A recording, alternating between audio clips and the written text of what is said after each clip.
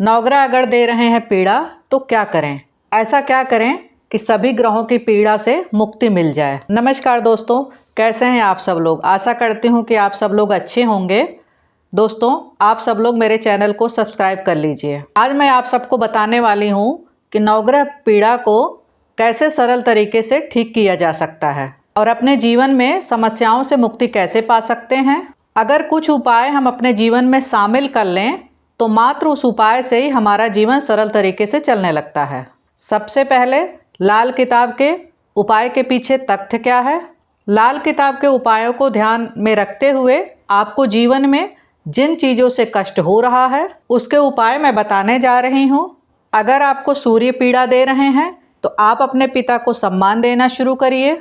वही कोई कार्य करने जा रहे हैं तो आप गुनगुना पानी पी लीजिए। अब कई लोगों का सवाल आता है कि हम ये उपाय कितने दिन तक करें। इसमें आपका जाता क्या है, आप करते रहिए और अपने एक आदत में डाल लीजिए। और ये ऐसे उपाय हैं जो आपको अपने जीवन में शामिल कर लेना चाहिए। अगर आपका चंद्रमा खराब है तो आपका अपने माँ से रिश्ते खराब होना शुरू हो जाएगा और किसी चीज़ का अनुभव लेट में आना। इसका सीधा सा एक उपाय है, पानी बर्बाद मत करिए और पानी बर्बाद करना आप बंद कर दीजिए। अगर आपका मंगल खराब है तो संतान पैदा होकर मर जाए और आपकी आंखों की रोशनी में कोई दिक्कत आ जाए तो आप समझ लीजिए कि आपका मंगल खराब है। और रक्त की कमी होने लगे, क्रोध आने लगे, रक्त की कमी होने लगे, क्रोध आने लगे तो आप अपने आंखों में सुरमा लगाना शुरू कर दीजिए। और यही उपाय है जिससे आंखें ठीक रहती हैं।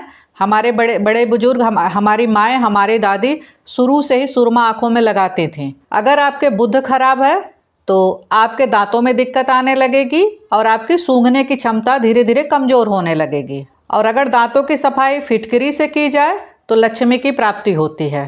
कहते हैं कि नाक छिदवा लेना चाहिए, पर मैं इससे सहमत नहीं हूँ क्योंकि पुरुष वर्ग के लिए ये सही नहीं होगा, क्योंकि हर कोई नाक छिदवाना नहीं चाहेगा। आज के फैशन के दौर में आज की जनरेशन छिदवा रही, वो अलग बात है। अगर आपका गुरु खराब है तो आपके बाल गिरने शुरू हो जाएंगे, गले की समस्या आ जाएगी और आपका सोना खोने लगेगा। उसका एक सीधा सा उपाय है कि आप अपने माथे पे केसर का तिलक लगाएं या पीला चंदन लगाएं। और इसको लगाने से आपको क्या दिक्कत है, इसको एक आदत में डाल लीजिए आप। और अगर आपका शुक्र खराब है तो आपका अंगूठा कमज़ोर हो जाएगा। अगर आपका शुक्र खराब है तो त्वचाजन्य रोग उत्पन्न हो जाएगा, आपका अंगूठा कमज़ोर हो जाएगा और युवा अवस्था में स्वप्न दोष उत्पन्न होने लगेगा। इसका सीधा सा उपाय है कि आप साफ सुथरा कपड़ा पहने, गाय को रोटी दें। इससे हमारा सनातन धर्म आगे बढ़ेगा। शनि अगर आपके खराब हैं तो बना बनाया घर गिर जाएगा, आपकी आंखों की पलकें खराब होने लगेंगी, आपके घर में वाद विवाद बढ़ने लगेगा, मामला कोर्ट कचहरी तक चला जाएगा। उसके लिए बबूल की दातुन करनी चाहिए, कौवे को रोटी देनी चाहिए। अगर आपको बबूल की दातुन नहीं करनी है तो आप अपने दांतों में कभी कभी सरसों के तेल से मालिश कर लीजिए। इतना करने में आपको क्या जाता है, ये भी एक आदत में डाल लीजिए। और सभी जीवों के लिए जो हो सके वो उपाय करिए।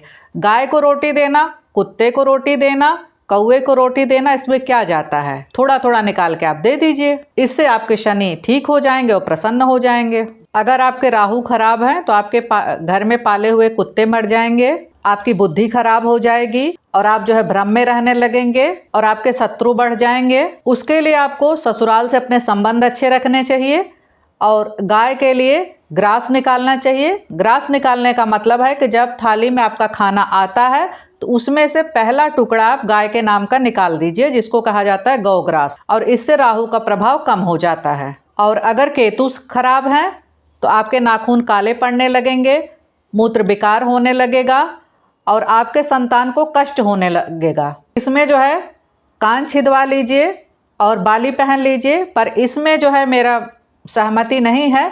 हाँ, संस्कार में जब कर्ण भेदन होता है तो वो अलग प्रक्रिया है कि आपने कर्ण भेदन करा लिया संस्कार के द्वारा, वो अलग बात हो गई है। पर आप जो है कौवों को रोटी देना शुरू करिए और इसमें कोई बुराई नहीं है। आशा करती हूँ कि ये सरलतम उपाय बहुत प्रभावी हैं और आप सब बड़े आसानी से इसको कर सकते हैं। जीवन काल में नवग्रह से कोई भी पीड़ा चल रही हो तो आप इससे मुक्ति पा सकते हैं। एक बार करिए तो सही, और जाते जाते आप लोग मेरे चैनल को सपोर्ट करिए, लाइक शेयर सब्सक्राइब करिए। जय माता दी।